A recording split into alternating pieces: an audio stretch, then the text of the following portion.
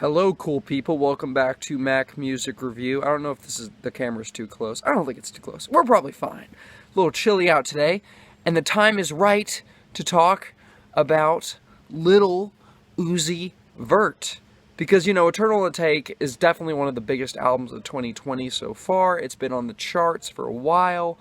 Pretty high up on the charts. Probably going to stay on the charts for a while.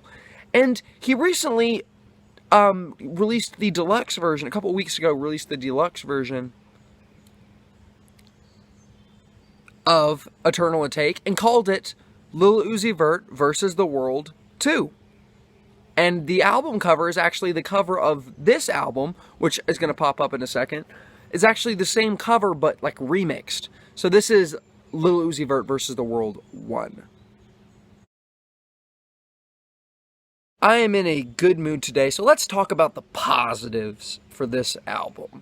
Well, first thing, I do like Lil Uzi Vert's personality.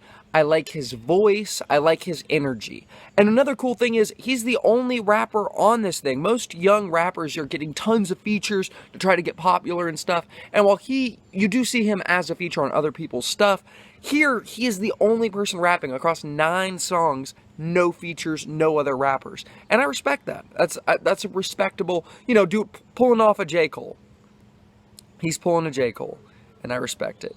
Also, production on this album isn't bad. The production's kind of cool. It has that kind of futuristic kind of vibe. It does sound not super different from other trap music, but does sound different enough to make this project stand out and to make his music stand out. Canadian Goose is very hype and energetic. High Roller is kind of one of those more chilled back songs, but also a little bit hype. You got Money Longer, which is one of those popular songs. You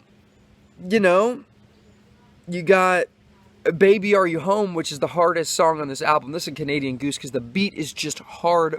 I don't know if this one was produced by Metro Boomin, but it's a hard beat. P's and Q's has this really weird, warped pirate music sample is what it sounds like. Like, really weird, like East by Earl Sweatshirt.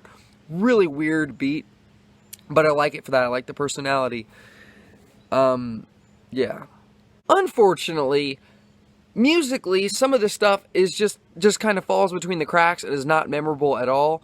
Grab the Wheel is almost 5 minutes long, and trust me, that's way too long for any Lil Uzi Vert song to be.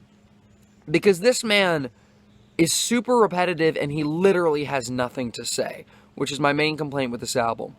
Lyrically, this thing sucks. So bad. So bad. The man cannot write a song. Cannot write a song. The lyrics are garbage on almost every single song, on every single song on this album. And he is so repetitive. He repeats these hooks. Even if I do like the production, I do like Uzi's energy, it does not make up for the horrible songwriting. The lyrics are extremely artificial and shallow and lame. So lame. Not interesting. Not original. Boring. Lame. Just really lame. Literally, the only song on here that has anything, that offers anything from a lyrical perspective that's interesting or thought-provoking is the song You Was Right, which is like one of the most popular songs from this album, where he talks about, he brought this girl home and he regrets it because women are, emotional. This girl is emotional. She was crying in his arms. She runs to the bathroom and he's like, man, why? He just contemplates, like, why would I have sex in real life when I could just use my phone? That's literally the most interesting thing. I am not kidding. That is the most interesting song on this album. That is the most introspection you're going to get on this entire album. That is the most interesting lyrical content. That's the only thoughtful lyrical content on this entire project. Everything else is garbage. Even that's not very good. And that just tells you how bad the lyrical content on this thing is. And honestly, the production on this thing is good, but nothing is blowing me out of the water. And in terms of his personality and his singing and his rapping, that's also not blowing me out of the water. None of it is outstanding. The production and his performance and his delivery and his voice are good, but they don't make this project and they don't redeem it from the trash lyrics. I'm going to have to give this thing a 2-star rating. Yeah, a 2-star rating. Yep. 2 stars. 2 stars out of 5. 2 stars. Lil Uzi Vert versus The World. I think The World beats you, man. I think other rap albums are better than yours, man. You didn't win this one. You lost. You don't get the chocolate. I don't know if I'll do a video on Eternal Atake. Honestly, the production on Eternal Atake is outstanding. The production on that album was so good. And once again, I really do like Lil Uzi Vert's personality. Once again, like no guest artist, it's basically just Uzi belting it out, which is cool. So, several of the same things I'd like about this project. Unfortunately, all of Uzi Vert's content suffers from the same problem, which is terrible lyricism. So once again, I don't think I would give that a positive score.